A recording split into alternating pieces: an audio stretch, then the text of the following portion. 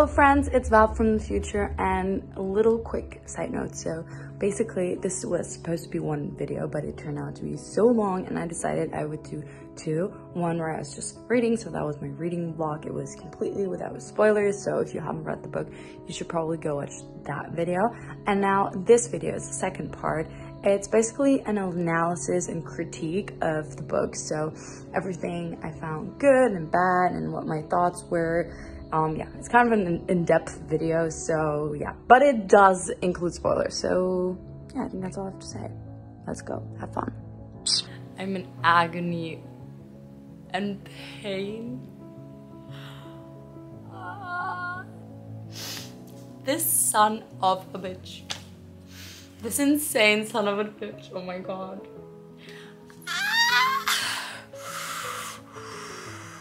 I'm not sure I should wrap up this video right now because I'm so emotional and I don't know if I can get my literary point across. I have to talk about it. I have to talk about things that include spoilers. So bear with me as I unravel the emotional roller coaster that has been this novel. So welcome to Spoiler Zone. Spoiler alert. Miss Evelyn Hugo has 7 husbands, or had. But she's a bisexual icon. She's a queen, and not sure I even have to summarize the plot, but basically, as you probably know, Miss Evelyn Hugo has 7 husbands, which she marries for different reasons, but the one love of her life is Celia St. James. She's been in love with her since she's like early 20s, and they have this incredible love story for the course of their life. So let's start with my thoughts on this novel.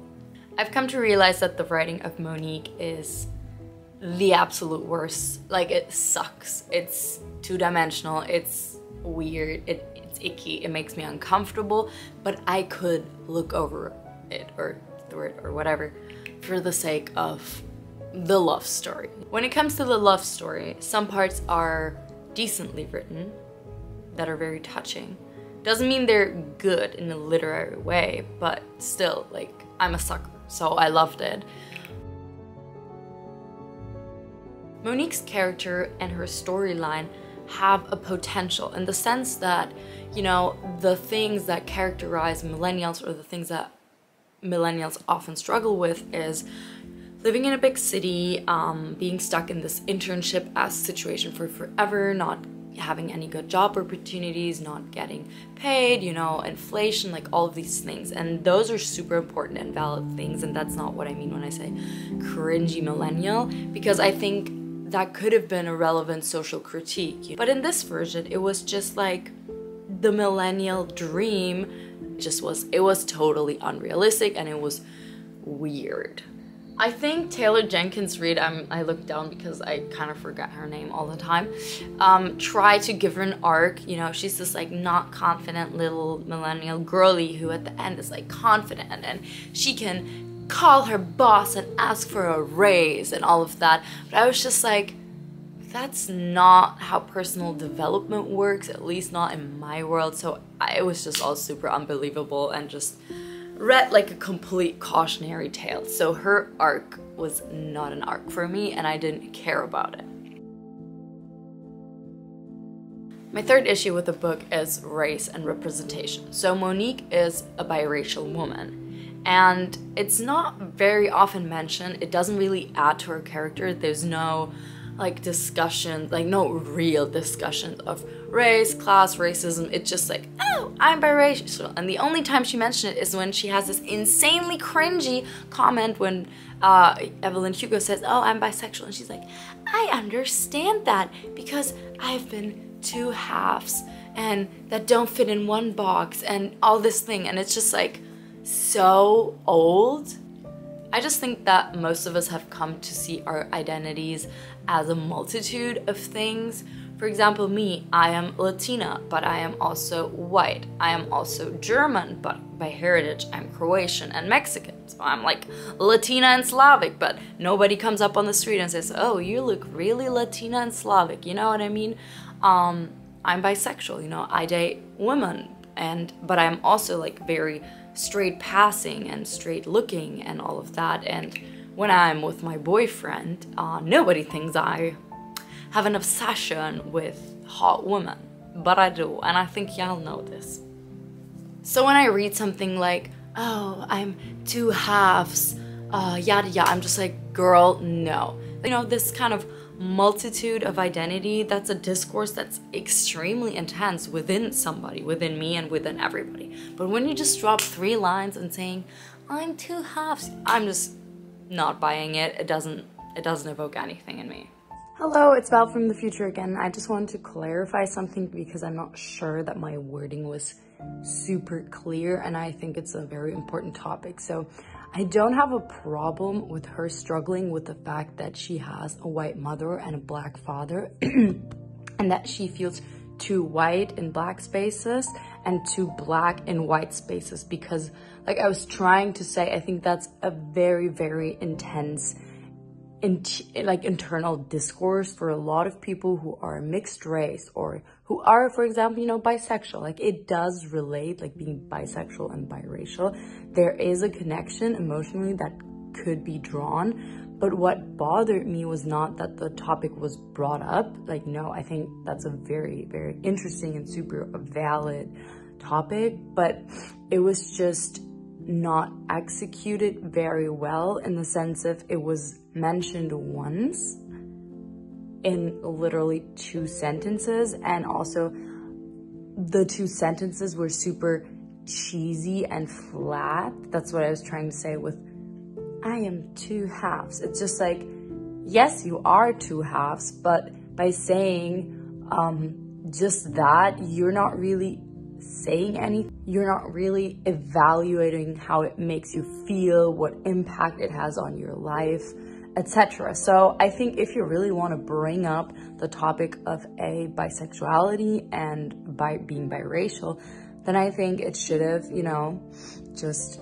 be more in depth and be an actual part of the story. Like, there could have been some scenes where, you know, she is in those white spaces and where it's more exact. So I think it could have been in the story, but it just has to have a meaning. It can't just be a one-liner and then kind of just drop the topic, because for a lot of people like me and like other people, it's something that has a huge impact on my life and on people's lives. So it just bothers me when things are like randomly mentioned but not really thought through. But what I really did not like was in that scene where Harry is drunk driving with his black lover, who is Monique's dad, which we find out at the end, and he kills them both. I mean, Harry's not really dead yet, but you know what I mean. They switch it and put the blame on that already black man. And like, yeah, you can kind of say like, oh, I would have done the same to protect him. Maybe he would have been alive and then he would have spent his life in jail and whatever. And I agree with that. And I think that's an interesting story and it does work. But why does he have to be black? Like, that creates a power imbalance and a dynamic that's just completely off. You know what I mean? These are like rich, famous white people ruining the legacy of this black man, ruining obviously like her daughter and her mother, because for their whole life they think that their father, who was not an alcoholic or anything, did this like horrible thing. And yeah, it's just, I don't know, it really just rubbed me the wrong way. And I don't mean to change the story because, you know, I feel like something so terrible to do that, to put the blame on someone else, to change the narrative, to switch the bodies and all of that. That's gruesome and terrible, and that's interesting because I love to see how terrible human beings can be. But for the whole story, I think Monique and her father could have been white. And I don't mean this in a way that, oh, it should have been an all-white novel. I feel like there's 2 options. She could have written about race and class in an interesting way. She could have made it a whole point of the story in Monique's whole storyline and in her father's. Make it a focus, you know, like something more to give it room and space to grow, and then still kind of also acknowledge the fact how it looks, that there's this, well, she's also a person of color, white passing, I don't know, but still that these white people, more generally speaking, are putting the blame on this black man. I don't know. I feel like that could have been handled differently in that way, or they could have just made them white. It just felt cheap, it just felt like not thought through, and in the end, in my opinion, and I'm not black, as you can obviously tell, maybe some black people have different opinions on that, I would love to hear it. I just felt like it was doing the representation of black people more harm than any good. You know what I mean? Like, it just, I don't know, bothered me.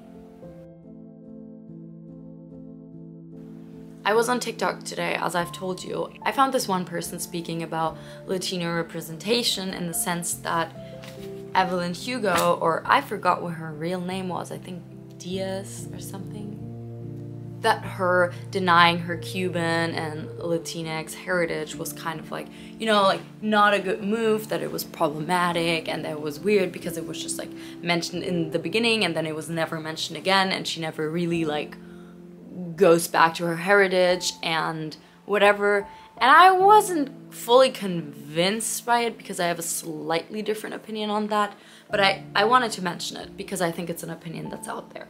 The reason why I'm mentioning this is because I, for example, have the complete opposite experience of Mrs. Evelyn Hugo. But because I have the complete opposite experience as her, I've, you know, spent a lot of time researching, talking to people, learning about my heritage, about what it means to be, I don't know, am I second generation immigrant or first generation immigrant? I never know this. Like, my mom immigrated. What does this make me? I don't know. Anyway, I've spent a big chunk of my life thinking and learning about Latina and Latinx heritage. I know that there is a lot of Mexican people, or just in general Latinx people, who deny their heritage just like she did. And it's, of course, it's not like a good thing, but it does happen, and it happens for reasons. And that reason being that America or Germany or Western countries are still very, very racist. And for example, my family, who lives in Texas on my mother's side, obviously, they immigrated when my mom was super young, and my cousins, like, they don't even speak Spanish, and their parents, so my mom's aunt, I'm not so sure about the family dynamics, I never get that, they really made sure to, you know, erase all of the Mexicanness in them. And it's kind of the same what Miss Evelyn Hugo did. And my mom, because she used to visit them when she was a child, and she was very weirded out that her cousins didn't speak Spanish and didn't really know much about Mexican culture, she wanted to do the exact opposite. So I was raised very intensively and very heavily with Mexican culture, Spanish being my mother language, and yeah, so what I was trying to say by exact opposite experience is that I am white, very white, and that, you know, I have never faced any kind of discrimination or any kind of, oh, I have to be less Mexican. It's the opposite. I want to be more Mexican, and for a long time I felt like I wasn't, you know, a real Latina. I wasn't anything because of the way I looked, and I don't mean it in a like, oh my god, that's so sad. Like, no, I have insane privilege from a lot of different resources, and one of them being white. But still, I get it. You know, race, ethnicity, and especially culture is something very, very nuanced, and I think it was interesting that Evelyn had this route of denying her heritage, and I personally would have wished that in her, you know, when she's like really old, she kind of like comes back to it and discovers it a bit more and stuff, but she didn't, and I think that's fine. And I also have to say, because some people were saying like she doesn't at all, I read something into it when she was making THALIA, like some traditional Cuban, I'm not sure if it's Cuban, but she made her some traditional Hispanic food, and I felt like there were little hints at that when they were living in Spain and the country said, oh yeah, there actually were. She was then, you know, she was like starting to speak in Spanish again and kind of like getting it, but it was not like a big thing. So to me, it was fine. It was beautiful. So let's get to why I actually enjoyed this book. And I think the first one was that it just really, really surprised me, and I usually don't have that so often, at least I think. You know, in the beginning it's just Monique, and Monique is so annoying, and the writing is so terrible, and I was like, what in the Wattpad is this? But then, you know, Evelyn's story starts, and she is this Cuban-American, first generation, I think, that's right, immigrant, and that just made me relate because I love reading stories about that. You know, I was quickly to find out that it didn't play as big of a role as I thought, but you know, it initially rubbed me the wrong way. And then when the whole gay love story started, I was really not expecting it, and I don't know why I wasn't expecting it, but maybe it's just because it's marketed as such a straight romance novel. Like, I hate this cover. Like, it gives me that. I hate it so much, and I thought it was gonna be like a cringy romance novel. You know, I told you how I thought that like her love of the life was like his dad, and he wasn't, and it was beautiful. So the surprise element was there. In retrospect, I feel like the whole plot twist about the murder of the dad and whatever was not as surprising and not as well plotted. But at the same time, I was so incredibly surprised that I do have to give her credit. And I've already told you my issues with that scene, but just as a scene, ignoring the whole race part that I've already covered, I think it was cute. So while I did like the element of surprise, I still think that Monique's storyline could have been tossed in the literal gutter. Like, it was cute, but it was just poorly executed. Another thing I really loved was it being historic fiction and the vibe and time it was set in.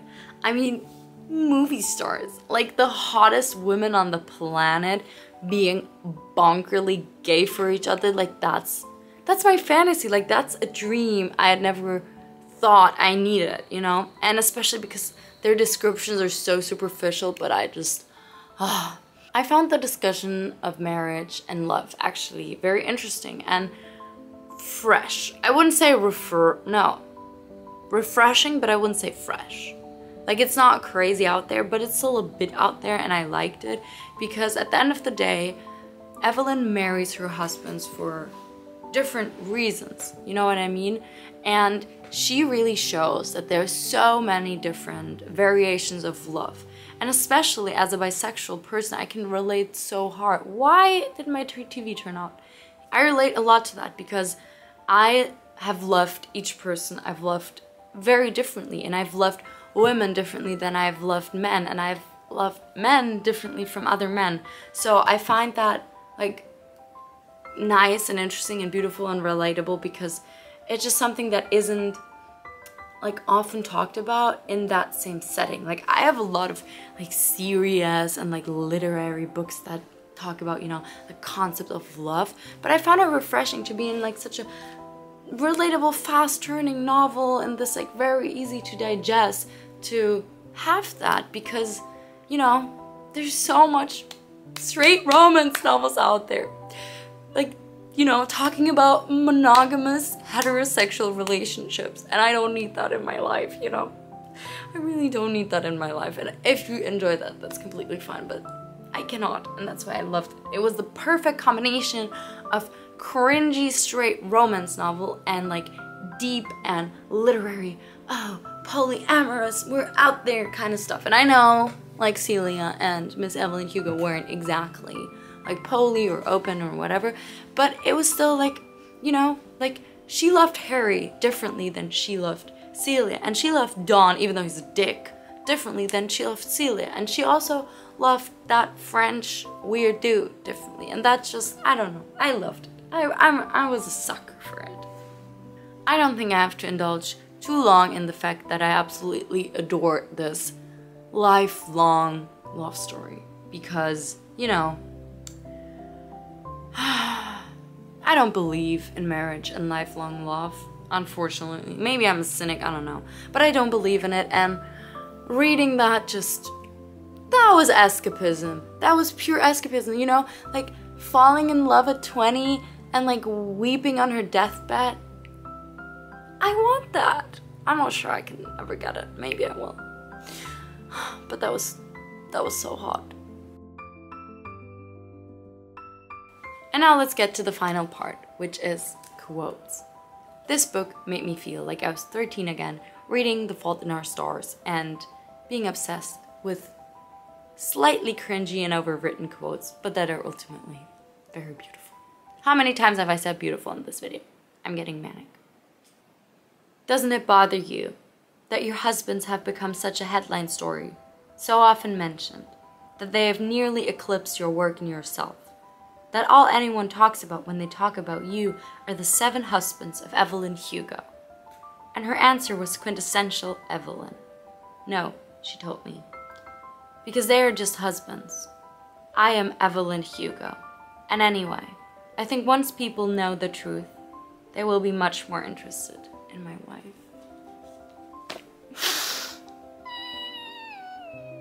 I just read that sentence like 10 minutes ago, or like 30, and I cried. I spent half my time loving her, and the other half hiding how much I loved her. That's the one that everybody is crying about 7 years later, I think. She always made sure the bad was outweighed by so much good. I didn't do that for her. I made it 50-50, which is about the cruelest thing you can do to someone you love.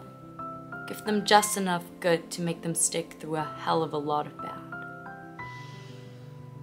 This was a roller coaster ride, and I enjoyed it a lot. I have to know from you what you think about this kind of video, because maybe I'll do it more often, and I would love to have some recommendations from you. I think it makes the most sense to do these kind of videos with, you know, very popular novels, because if it's like super niche, then it will be harder to have a conversation about this book, like in the comments and in general, because, you know, then you would first have to read it and pick it up if it's like super unknown. But yeah, maybe I can just read some more trendy, famous books and talk about it with you guys, because I've been really enjoying it. I think that's enough for now. I'm gonna go to sleep. I've had a really long day. I'm not sure when this video will come out, but I went apartment hunting for like 11 hours straight today, and I don't know how I pulled this up, so if this seemed weird, I'm sorry, my brain has been out there. I should have filmed this tomorrow, but I had to get it off my chest. So that's what I did.